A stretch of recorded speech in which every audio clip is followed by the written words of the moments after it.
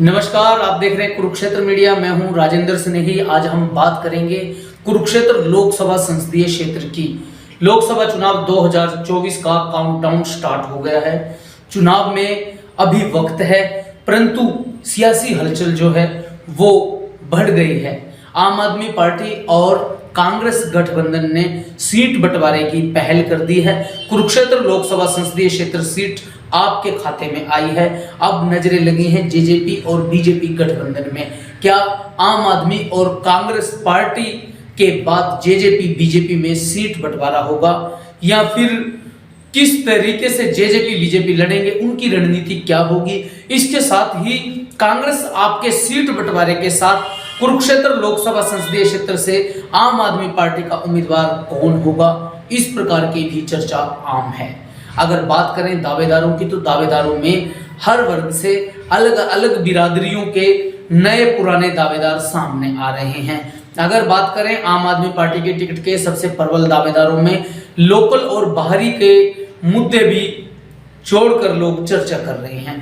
Local उम्मीदवारों की बात करें, विशाल खूबड़ का नाम चर्चा में है। विशाल खूबड़ आम आदमी पार्टी के संस्थापक सदस्यों में से एक हैं, जो पार्टी में शुरू से लेकर अब तक जुड़े हैं। वे पार्टी के जिलाध्यक्ष रहे हैं, जो कुरुक्षेत्र के सबसे पहले जिला प्रधान थे। उसके अलावा वो प्रदेश में प्रवक्ता रहे हैं और आम आदमी पार्टी के प्रदेश सचिव रहे हैं। अब वो वर्तमान में प्रदेश के उपाध्यक्ष हैं। खूबड़ जाट समुदाय से आते हैं। जाटों की कुरुक्षेत्र लोकसभा में सबसे ज्यादा वोट है। इसके अलावा अनुराग ढांडा का नाम है, जो पार्टी के बड़े चेहरा हैं, वरिष्ठ वाइस प्रेसिडेंट हैं वे प्रदेश के। इनके अलावा अगर बात करें वैश्य उम्मीदवारों की, तो सुमित हिंदुस्तानी का नाम आता है। सुमित हिंदुस्तानी कुरुक्षेत्र लोकसभा के प्रभारी हैं और 2019 विधानसभा चुनाव में थानेसर हलके से वे चुनाव लड़ चुके हैं। इसके अलावा अगर अन्य दावेदारों की बात करें, सैनी समुदाय जो है, सैनी समुदाय कुरुक्षेत्र लोकसभा से सैनी समाज का पुराना नाता रहा है। सैनी समुदाय के अनेक सांसद कुरुक्षेत्र से जीते हैं, बने हैं। वर्तमान में नायब सिंह सैनी भारतीय जनता पार्टी के सांसद हैं और प्रधान हैं प्रदेश के। भारतीय जनता पार्टी उन्हें इस बार भी लड़ा सकती है। अगर आम आदमी पार्टी सैनी समुदाय के उम्मीदवार के रूप में टिकट दे, तो सैनी समाज से पूर्व मंत्री बलवीर सैनी का नाम सामने आता है। बलवीर सैनी 2014 में मोदी लहर के विरुद्ध इंडियन नेशनल लोक दल की टिकट से चुनाव लड़े थे। वे दूसरे नंबर पर रहे थे। राजकुमार सैनी बीजेपी की टिकट पर पहले नंबर पर रहे थे। 2014 चुनाव में नवीन जिंदल तीसरे स्थान पर रहे थे। और बलवीर सैनी के अलावा सैनी समुदाय के एक युवा का नाम चर्चा में है, जो आम आदमी पार्टी के युवा जिलाध्यक्ष हैं, नवनीत सैनी। नवनीत सैनी युवा हैं, ऊर्जावान हैं, नया फेस हैं और उन्हें काम करने का शौक है, लंबा अनुभव है। इसके अलावा कई दावेदारों के नाम की चर्चा है, जिनमें राघव चड्ढा और सुशील गुप्ता के भी नाम हैं। सुशील गुप्ता पूर्व राज्यसभा के मेंबर हैं, आम आदमी पार्टी के प्रभारी रहे हैं, वर्तमान में स्टेट प्रेसिडेंट हैं।